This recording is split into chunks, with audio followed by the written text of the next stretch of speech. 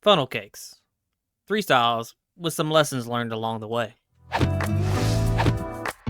All cakes start out with this as their base: 2.5 cups of all-purpose flour, 2 large eggs, 2 teaspoons of baking powder, a few pinches of salt, 1.5 cups of half and half.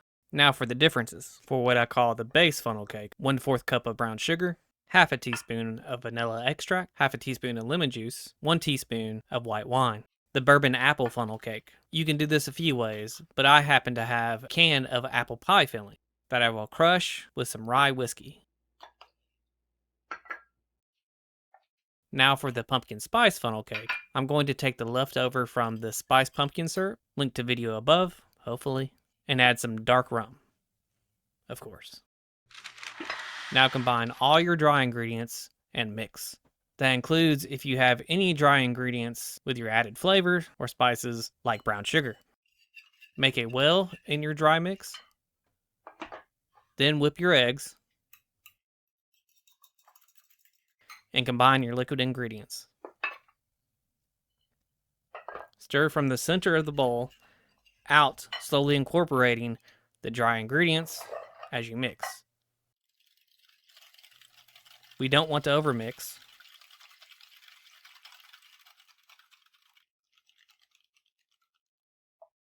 We may need to play around with the thickness.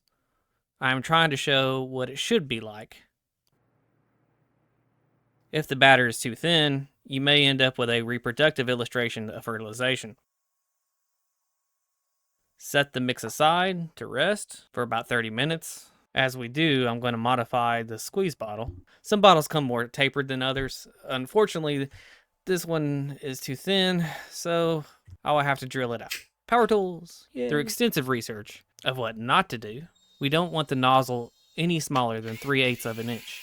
The best size, I would say 1/2 inch. Make sure our oil temp is up to 375 degrees Fahrenheit.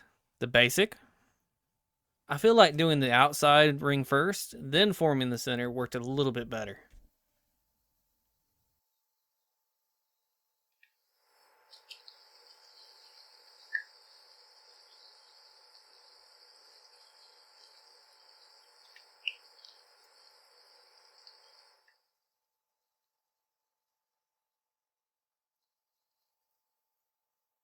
The apple bourbon. Be careful of your ingredients, such as apples, because of their water content. Yes, make sure you like, subscribe, and do the dingy bell. So you can get notifications or dingies when you can. The pumpkin spice.